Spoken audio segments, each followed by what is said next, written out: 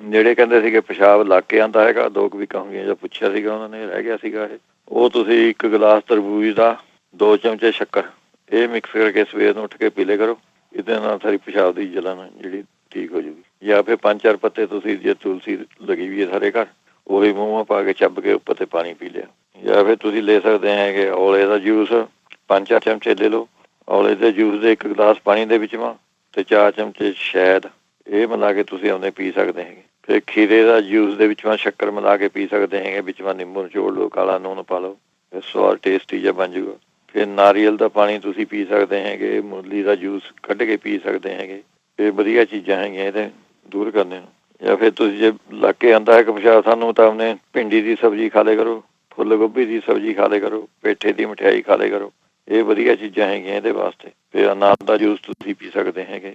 ਜਿਹੜੇ ਕਹਿੰਦੇ ਸੀਗੇ ਆਪਣੇ ਗੋਡਿਆਂ ਦਾ ਦਰਦ ਹੁੰਦਾ ਹੈਗਾ ਜਾਂ ਲੱਕ ਵਿੱਚ ਗੋਡੇ ਤੱਕ ਦਰਦ ਜਾਂਦਾ ਹੈਗਾ, ਉਹ ਤੁਸੀਂ ਆਪਣੇ ਸੁੰਡ, ਕਾਲੀ ਮਿਰਚਾਂ, ਹਲਦੀ ਇਹ 3 ਚੀਜ਼ਾਂ ਬਰਾਬਰ ਲੈਣੀਆਂ ਹੈਗੀਆਂ।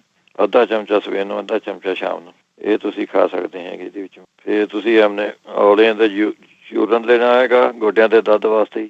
1 ਚਮਚਾ ਔਲਿਆਂ ਦਾ ਚੂਰਨ ਲੈਣਾ ਹੈਗਾ ਤੇ ਉਹਦੇ ਵਿੱਚ ਗੁੜ ਮਿਲਾ ਕੇ ਸਵੇਰ ਸਾਂਝ ਖਾ ਲਿਆ ਕਰੋ। ਗੁੜ ਮਿਲਾ ਲਿਆ ਥੋੜਾ ਜਿਹਾ ਜਾਂ ਸ਼ੱਕਰ ਮਿਲਾ ਲਈ, ਇਹ ਵਧੀਆ ਚੀਜ਼ ਹੋ ਗਈ। 1 ਸਵੇਰ ਨੂੰ ਚਮਚਾ, 1 ਸ਼ਾਮ ਨੂੰ ਔਲਿਆਂ ਦੇ ਪਾਊਡਰ ਦਾ।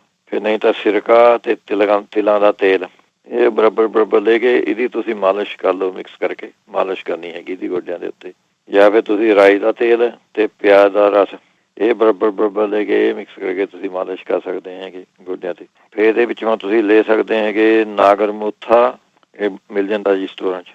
ਇਹ ਤੁਸੀਂ ਅੱਧਾ ਚਮਚਾ ਸਵੇਰ ਨੂੰ, ਅੱਧਾ ਚਮਚਾ ਸ਼ਾਮ ਨੂੰ ਪਾਣੀ ਨਾਲ ਲੈ ਸਕਦੇ ਹੈਗੇ। ਅੱਛਾ, ਫਿਰ ਇਹਦੇ ਵਾਸਤੇ ਤੁਸੀਂ ਲੈ ਸਕਦੇ ਹੈਗੇ ਜੀ ਸਾਲਮ ਪੰਜਾ, ਸਾਲਮ ਮਿਸ਼ਰੀ, ਸਫੇਦ ਮੂਸਲੀ ਜੀ।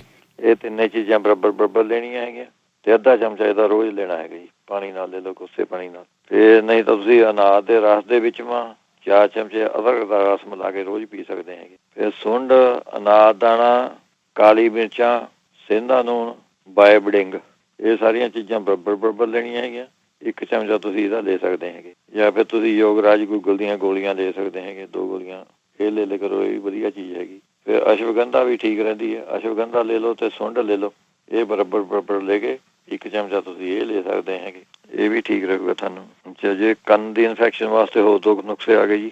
ਉਹ ਪਿਆਜ਼ ਦਾ ਰਸ ਤੁਸੀਂ ਆਪਣੇ ਲੈ ਕੇ ਥੋੜਾ ਜਿਹਾ ਕੋਸਾ ਜਿਹਾ ਕਰ ਲਓ ਉਹਨੂੰ, ਜਾਂ 1 ਸ਼ੀਸ਼ੀ ਪਿਆਜ਼ ਦਾ ਰਸ ਪਾ ਲਓ ਜੀ, ਕੰਚ ਦੀ ਸ਼ੀਸ਼ੀ, ਜਾਂ ਉਹਦੇ ਵਿੱਚੋਂ ਤੁਸੀਂ ਆਪਣੇ ਗਰਮ ਪਾਣੀ ਲੈ ਕੇ ਆਪਣੇ ਕਿਸੇ ਭਾਂਡੇ 'ਚ ਕੋਲੀ ਉਹ ਸ਼ੀਸ਼ੀ ਉਹਾਂ ਰੱਖ ਦਿਓ ਥੋੜ੍ਹੀ ਜਿਹੀ, ਉਹ ਜਾਂ ਕੋਸਾ ਜਿਹਾ ਹੋ ਜਾਵੇ ਉਹ ਤੁਸੀਂ ਆਪਣੇ 2-2 3-3 ਬੂੰਦਾਂ ਆਪਣੇ ਕੰਨ 'ਚ ਪਾਈ ਚੱਲੋ। ਇਹਦੇ ਨਾਲ ਜੇ ਦਰਦ ਜੇ ਹੁੰਦਾ ਹੋਇਆ ਤਾਂ ਉਹ ਵੀ ਠੀਕ ਹੋ ਜਾਂਦਾ ਜੀ। ਬਾਕੀ ਇਨਫੈਕਸ਼ਨ ਵੀ ਦੂਰ ਹੋ ਜਾਂਦੀ ਇਹਦੇ ਨਾਲ। ਜਾਂ ਫਿਰ ਤੁਸੀਂ ਇਹਦੇ ਵਾਸਤੇ ਲੈ ਸਕਦੇ ਹੈਗੇ ਤੁਲਸੀ ਦਾ ਰਸ ਲੈ ਸਕਦੇ ਹੈਗੇ ਵਿੱਚ ਕੰਨਾਂ ਦੀ ਇਨਫੈਕਸ਼ਨ ਵਾਸਤੇ ਹੈ ਜੀ।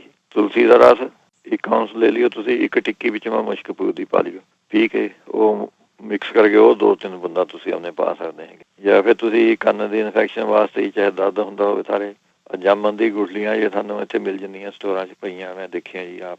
ਜਾਮਨ ਦੀ ਗੁਠਲੀਆਂ ਗਿਰੀਆਂ ਲੈ ਕੇ ਉਹ ਥੋੜ੍ਹੀ ਜਿਹੀ ਉਹਨੇ ਤੇਲ ਦੇ ਸਰੋਂ ਦੇ ਤੇਲ ਦੇ ਵਿੱਚ ਪਾ ਕੇ ਗਰਮ ਕਰ ਲੈਣੀਆਂ ਉਹਨੂੰ। ਫਿਰ ਉਹ ਛਾਣ ਕੇ ਉਹਦੀਆਂ 2-3 ਬੂੰਦਾਂ ਤੁਸੀਂ ਪਾਓ, ਇਹ ਵੀ ਕੰਨ ਦੇ ਇਨਫੈਕਸ਼ਨ ਵਾਸਤੇ ਵਧੀਆ ਚੀਜ਼।